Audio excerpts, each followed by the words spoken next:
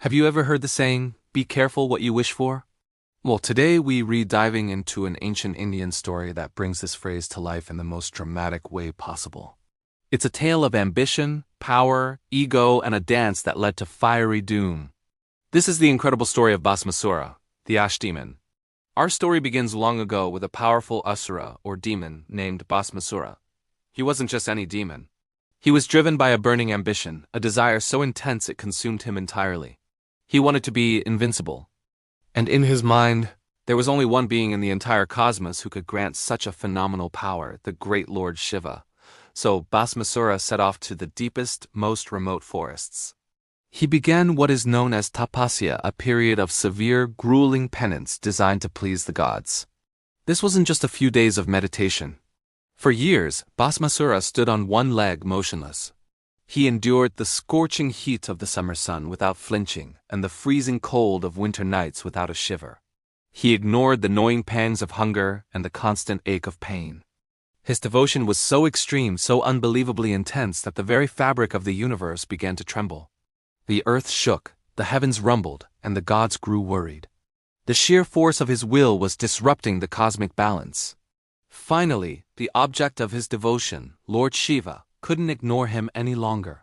Pleased by this display of unwavering penance, Shiva appeared before Bhasmāsura in all his divine glory. Shiva, often known as Bholenath, the innocent one who grants boons generously, spoke with a voice that echoed through the forest.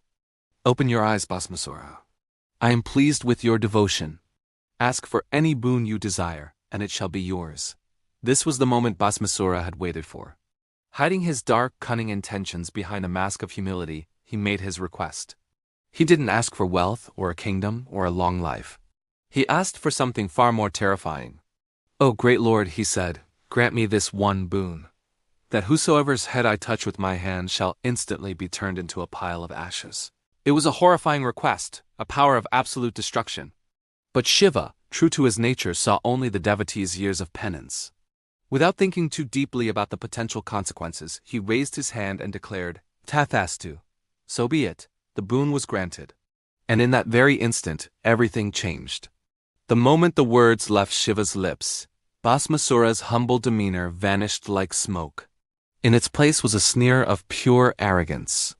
His eyes, once downcast in devotion, now gleamed with a terrifying light. He had the ultimate power. The power of instant annihilation was literally in his hands. To test his newfound ability, he looked around. Spotting a nearby tree, he reached out and touched its trunk. Poof! The mighty tree, which had stood for centuries, was reduced to a pile of smoldering ash in less than a second.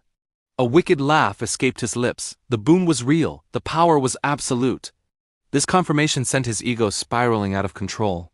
He was no longer just a powerful asura. In his mind, he was now supreme. And what does someone with a boundless ego and absolute power do? They challenged the source of that power. In a shocking, blasphemous move, Bhasmāsura turned towards Lord Shiva himself. With a chilling grin, he started walking towards his benefactor, raising the very hand that Shiva had just empowered. His intention was clear. He was going to test his boon on the god who granted it. For the first time in cosmic history, Lord Shiva, the destroyer, the one who brings an end to entire universes, was aghast. He was in genuine danger. He had given away a power that could be used against him, and Bhasmāsura was wasting no time. And so Shiva did the only thing he could. He fled. Imagine the scene. The great Lord Shiva, running for his life across the three worlds, the earth, the heavens, and the netherworlds.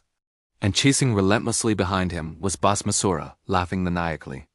The demon was drunk on his power, confident that even death itself was now a tool in his palm. The cosmic order was on the brink of collapse. Shiva, the protector and destroyer, was now the hunted. The chase was frantic. Shiva ran across mountains, oceans, and through celestial realms, but Bhasmāsura, empowered and tireless, was always just a few steps behind, his hand outstretched, ready to end the Lord of Destruction. The other gods watched in horror from the heavens. The universe was in chaos. Someone had to intervene. And someone did. Seeing the grave danger and the cosmic imbalance, Lord Vishnu, the preserver, decided it was time to step in. But this was a problem that couldn't be solved with a divine weapon or a cosmic battle. Bhasmāsura's boon made him untouchable. A direct confrontation was suicide. Vishnu knew he had to use something far more subtle and infinitely more powerful: wisdom, cleverness, and a touch of divine illusion, or Maya. So Vishnu unleashed his transformative power. In a flash of celestial light, he changed his form. He became Mohini, an enchanting celestial woman of such breathtaking, otherworldly beauty that the entire universe seemed to pause to gaze upon her. Mohini was grace personified, a vision so captivating that she could charm gods, demons, and mortals alike. She strategically placed herself directly in Bhasmāsura's path. As the demon tore through a celestial garden still hot on Shiva's trail, he suddenly skidded to a halt. His eyes fell upon Mohini. In that single moment, his rage, his ambition, and his murderous intent all dissolved, replaced by an overwhelming wave of desire. He completely forgot about Shiva, the chase, and the power he was so eager to use. All he could see was this divine enchantress. Mohini smiled, a sweet, disarming smile that could melt the coldest hearts. With a voice as melodious as a heavenly song, she asked him, "Why are you running so wildly, O mighty one? You look so powerful, yet you seem to be in such a hurry." Bhasmāsura, his chest puffed with pride, immediately began to boast.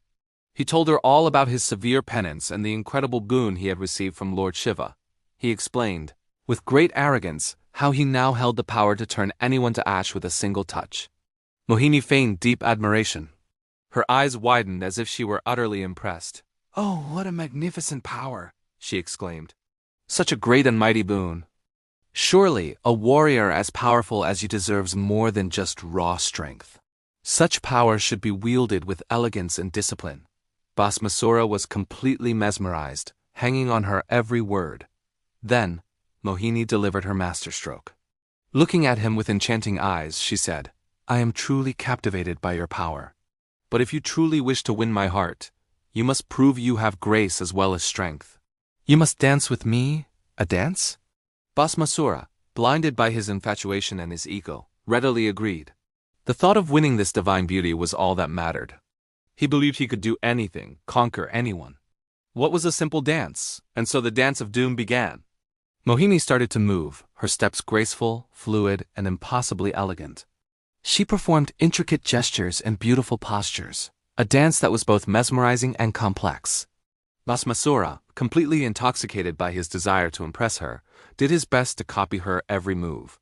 He was clumsy, of course, a raging demon trying to imitate a celestial dancer, but his focus was absolute. He mirrored her step for step, gesture for gesture. The music of the cosmos seemed to play for them. Mohini led him through a series of increasingly complex movements. She swayed, she twirled, she moved her hands in beautiful patterns. Bhasmāsura, completely lost in the moment, followed her lead without a single thought. His mind was empty of everything but the dance and the dancer. And then, slowly, gracefully, Mohini executed her final fatal move. As part of the dance sequence, she raised her hand and gently placed it upon her own head, holding the pose for a moment with a radiant smile. Bhasmāsura, his mind completely blank, brainlessly imitating her every action, saw her movement and did the exact same thing. Without thinking, without realizing the catastrophic implication of his action, he raised his own destructive hand and placed it squarely on top of his own head. In that very instant, the boon, the source of all his power and arrogance, activated. There was a blinding flash of light, a silent roar of fire, and Bhasmāsura, the demon who sought to conquer the gods, was reduced to a pile of fine gray ash. The very power he had sought to destroy others became the instrument of his own destruction. His ego was his undoing. And so, the story of Bhasmāsura serves as a powerful reminder. Power without wisdom is dangerous.